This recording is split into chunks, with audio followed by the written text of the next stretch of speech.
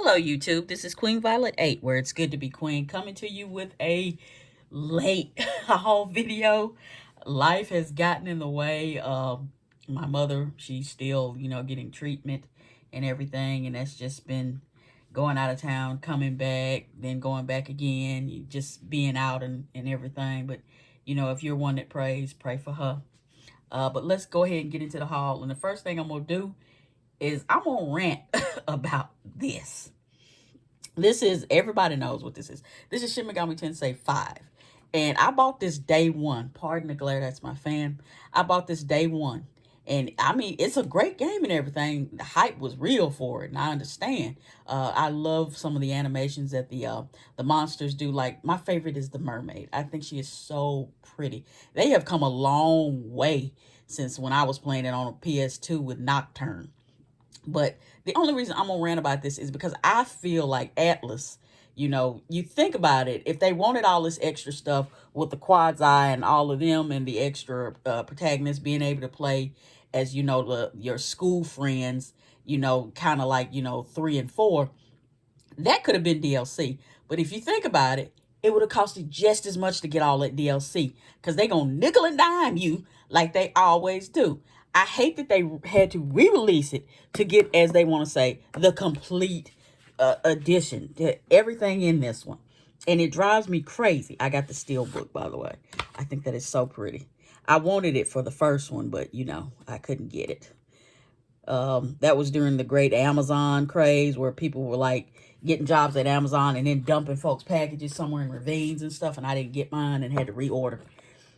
But the game is wonderful and all. I'm glad they added all this, but don't do me like that. Don't make me buy the game. Think, yes, complete game, blah, blah. Nope. Then they had all that extra DLC. I paid to have, like, what was her name? Athena and all of the extra ones, and then Mephisto and other people like that. And I think it was like $5 per whatever, or 6 to get all of those. All the little, I can't think of them, where they're like wealth, power, and something else where you had to buy them. I was like, that ain't right. So then they re-release it. You got to pay the same $60 price for getting the game again, just because they've added a lot of more stuff. I miss the days. I miss it. I do. Of when you bought a game, it was the full game. It's getting so I'm kind of on the fence now of buying something. I mean, you buy the game, it's not complete, then they release it again. I hate that crap. I may just, not jump day one if they do 6, because ain't no telling how that's going to be. They could say, oh, it's complete. Then they drop another, oh, it's a new version. Y'all got to buy that too. I hate that, man. They just nickel and diming us. It's all about the money for them. But, if you're a fan, I can understand why you buy it. I'm going to hang on to my old version. I don't really know if I should, but I just hang on to it. I paid the money, so I guess I just hang on to it. But yeah, I got that. Then we're going to talk about Monster Hunter Stories. If you bought this, pardon that glare, I would turn it off, but then it'd be too dark in here. If you bought this game, this was only on the 3DS. And, I'm glad that they're re-releasing these 3DS games. You need to jump on that. Anytime they re-release something that used to be on another console, you're not going to get it again. Especially if they do it for a modern console. Because the 3DS is gone out the pasture. RIP. But you gonna want to get this. Now, the only thing I don't like about this is if you did not get the Asian version, you have to download the second game. The first game's on here, no problem. It's on the cart, but you have to do the DLC code for the second game. But if you were like me, not knowing they were going to do this, this is another way to get your money. You want the first game, go ahead and get the second game. It's DLC. I hate DLC. I mean, just put it on the cart. So I already had bought this. So I'm like, that was a waste of money, but I'm glad I went ahead and got a physical copy, of the second game. But, I hate it when they pull that stuff. But that's my rent right there. Those are the only games I got this month. I'm having to tighten my purse strings, y'all. I have a car now. And that car note ain't no joke. 600 extra bucks for a car, for insurance and full coverage and all of that. I got it through State Farm. Then I got myself some new headphones. These are the J-Lab. And I really, really, really like these. The bass on these is really, really good. I like these Amazon. I got them for they were on sale. It's Prime Day, y'all. It's Prime Day. If y'all gonna get your stuff, get it now. But I got those for like 20 bucks. And then we're going to get into some DVDs that I bought. I picked these up in a lot. This is The Gods of War, Sayuki, Rex Sayphone. I'm not sure. This is 3 and 2. So I picked that up. It was in the lot. Power Stone, The Last Battle. Neo Ranga, excuse me. Neo Ranga. A God is Risen. I don't get it, but whatever. The Samurai. I'm going to watch this. I haven't watched these yet. Kino's Journey, which I really like this. I've watched a few of the episodes. I like it. It's really good. I know someone's going to laugh at me. Why did you buy that? Because I wanted to. But I picked up the Twilight Saga. All the movies on 2 discs. And I couldn't pass this up when I was watching this the other day. And that is Lord of the Rings, the 3-film collection. I have all 3 of these movies. But I don't want to keep pulling out all of them just to watch it. But I got that. Then we're going to get into, this is pretty funny right here. I knit. I know very people don't know this, but yeah, I knit. I'm doing just a basic sweater. Yay. It's orange and green. Fall colors. And I picked up some vintage work basket little magazines. They have a lot of cute stuff in here. I mean, I really like the fashion stuff from like the 70s and 80s. They always had neat stuff folks were wearing. Everybody looks so neat and everything. And this is going to blow some people's mind. Did y'all know that there was a actual knitting comic book called Hand Knit Heroes back in the day? I know people didn't know about this, but if you get on Etsy, there's a girl by the name of Stephanie Bryant. She's on Etsy, and there are 4 issues of this. When I saw it, I was like, wait, there's a knitting book of comic book heroes? This girl can teleport. This dude is invincible. And this girl has super strength. And that's their mom. And they're thinking their mom don't remember that they have powers. And she's like, yeah, right. If you notice, it's pretty funny right here. Where is it? Where is she? Here it is. Where's she at? Where is it? Where she goes? Here it is. Where she goes in the house where the silverware is and pushes the door over, and there's a lab behind it. It's some Batman stuff going on. But it's pretty funny. There's a pattern in each book. And this is the Powell hooded scarf. Then I was at the at a thrift store, and I picked up some music CDs. They're Sting. This is the Victoria's Secret exclusive. I got all these for $1. Pardon that glare again, y'all. Garbage version 2.0. When I Grow Up is my favorite one. The great Tina Turner. Oh my word, I miss her. Then I picked up another one. Private Dancer. The Verb. Urban Hymns.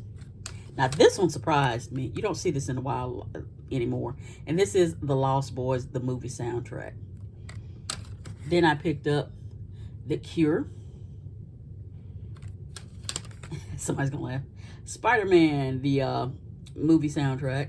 And Peter Gabriel, Us. I've had this before, and mine broke, so I got another one. But these are all going on an MP3 player that I showed y'all. I mean, I love that thing. I take it more. I'm trying to stay off my phone, so that's the reason I got it. Then I got some books, but I'm going to tell you what I'm reading real quick. I am reading Stephen King's The Stand, and this is the complete uncut illustrated version. And I got to tell y'all, if they call the virus, I'm sure y'all know about this, but there's a virus going around. It's called Captain Trips. It's the end of the world, pretty much.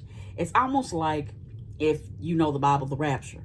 And people have just died off, disappeared. And there are very few people left that are immune to Captain Trips.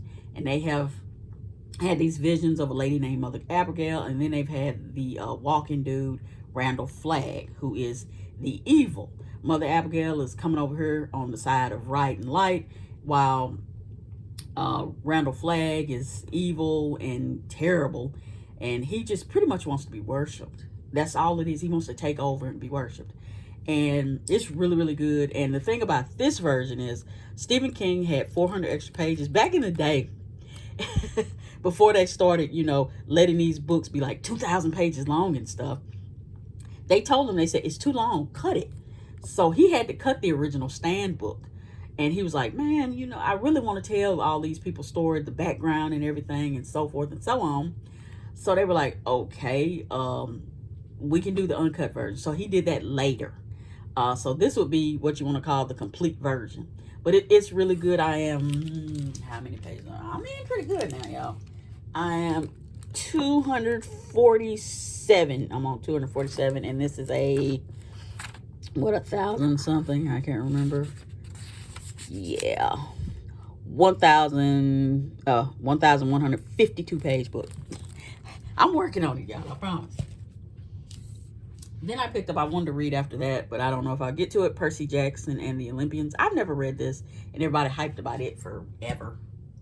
And this is a book that I had been wanting for a long time, and y'all got to support your libraries. They do something called an audit every year, and I used to, you know, check this book out every once in a while because I read it in middle school, and I really, really liked it. And this is Jennifer Hecate Macbeth, William McKinley, and me, Elizabeth. And what it is, they're just these two awkward girls who just don't seem to fit in. So they decide they're going to be little junior witches or something, just trying to find themselves and get some kind of identity for themselves. But in the end, they're just really good friends. But I thought it was a really, really cute book. I've read it many times, and I decided to buy it. And I went ahead and grabbed it because it was no longer at my local library. When they came in and did an audit, they weren't playing. They took all the Nancy Drew books. They took all the Hardy Boy, Hank the Cowdog. If you don't read those books and the library sees they haven't been picked out in a long time or checked out in a long time, they will take those books. And the worst thing is you don't know what they do with them. I think they just throw them away. And I hate that. I mean, many of the Stephen King books went missing. And the sad thing is I wanted to read Carrie. I've read it before. And I really, really, really like her. I don't see her as a villain. I see her as a victim. Villains are not born, they are made. From the circumstances that Carrie had to go through till she finally just had that breaking point, I was all behind. I was rooting for her because I felt it. I felt for her. But good book, not a long book, really cute. Pick it up if you're interested.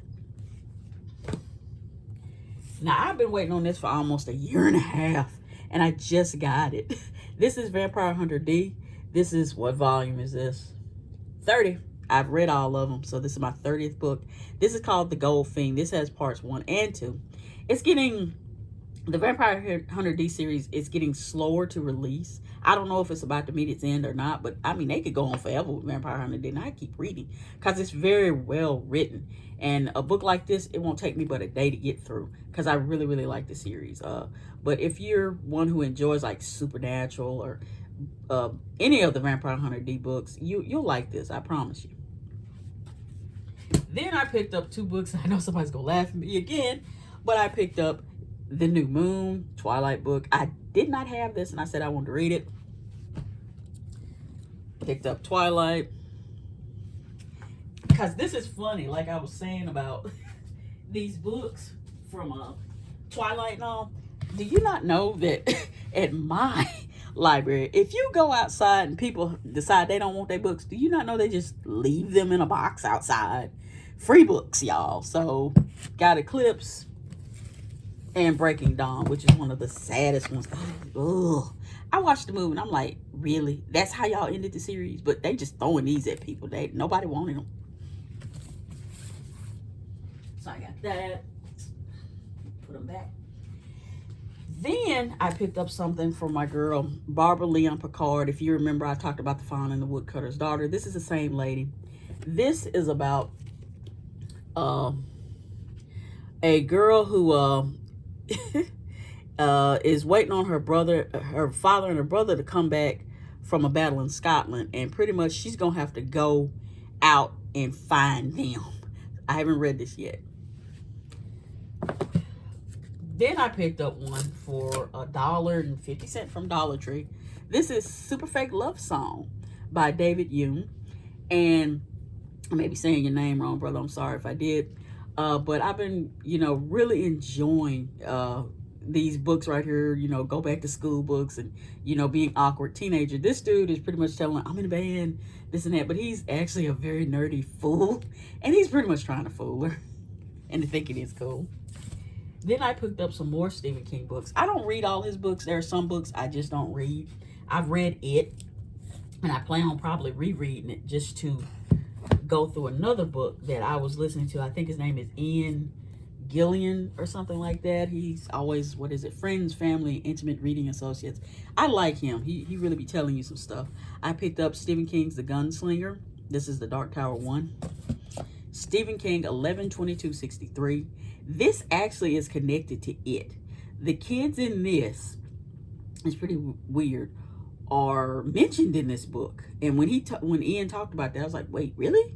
Because I read it, and that was something right there. When they get to the end and everything, you're like, what? That's what it looked like? But whatever. But they're actually in this. In fact, they say Pennywise is in here somewhere, in the shadows, pulling the strings. So I'm like, man, I got to see about that. Then I picked up Under the Dome. I think this was a series, but I'm not sure. But I really wanted to kind of hear about this, where these folks, this phenomenon has happened, and this whole town is cut off from the rest of the world. And it's pretty much anarchy up in the sun. People are trying to take over. Drugs are flowing through. It's just a lot of stuff about, do you think you could, put up with that, and, limited supplies. It's pretty much survival, pretty much. And you're not sure where this dome came from. Some are saying it's government. Some are saying it's extraterrestrials or whatever. So I'm not sure, but I'll get to this sooner or later. Like I need more books, which I don't. Then I picked up, shove this to the side. Then I picked up two from Walmart, and I couldn't resist this because of that. I thought that was so pretty. This is Goth Icona, and this is by Runix, I think her name is. And it's a tale of dark romance. And I think it's going to be pretty neat. Vad Devrael, the silver-eyed devil of Verenmon, the dark god who played like it was both a blessing and a curse. Her multifaceted, enigmatic, one-time lover who knew the secrets of her soul. He found her. I know she ran from dude or what, but I'll get to this. Then I wasn't going to pass this up, but I'm going to tell you something about these Sarah J. Maas books. If you see these at Walmart, you need to go and get them. Because when I went to Barnes & Noble, they had nothing but the paperbacks. If you want the hardcover version, go to Walmart. This is the book club edition. It has like extra bonus content in here. I've still got to get the other two books. But I went ahead and picked up the hardcover copy. Because if you look online, I think I had a gift card. I got this for I think it was like 20 bucks. You need to get it because some of these books, if you look online, are like 30. So if you see it and you want it, and you want to read, just go on to Walmart and get it. Don't go to Barnes & Noble because mine didn't have any hardcover. Then I was once again in that thrift store, and I picked up Sunrunner's Fire by Melanie Ron.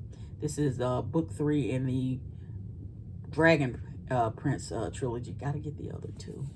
Yeah, I need more books. The Forgotten Realms, Silver Shadows. I really do want to read this. Christopher Stasheff's A Wizard in Chaos. But this is the 5th chronicle in the Rogue Wizard. Man, dang, book 5? I might have to back up and find the rest of them.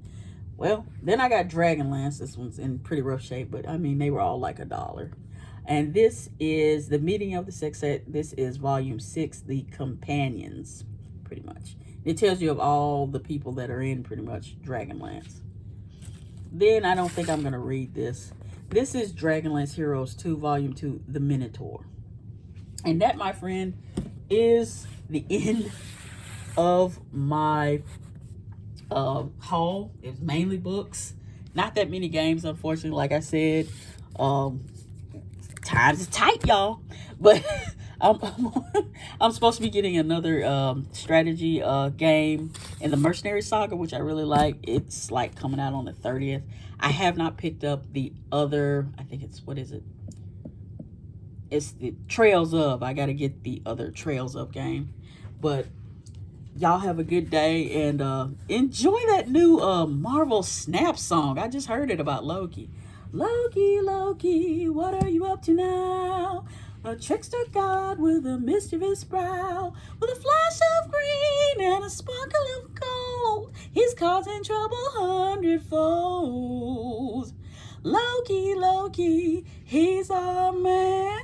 If he can't fool you, no one can. Watch out, here comes that Loki grin. You'll never know the trouble, the twisted, twisted trouble, the multiverse of trouble you're in. Man, that song is catchy. Y'all stay safe out there. Later days.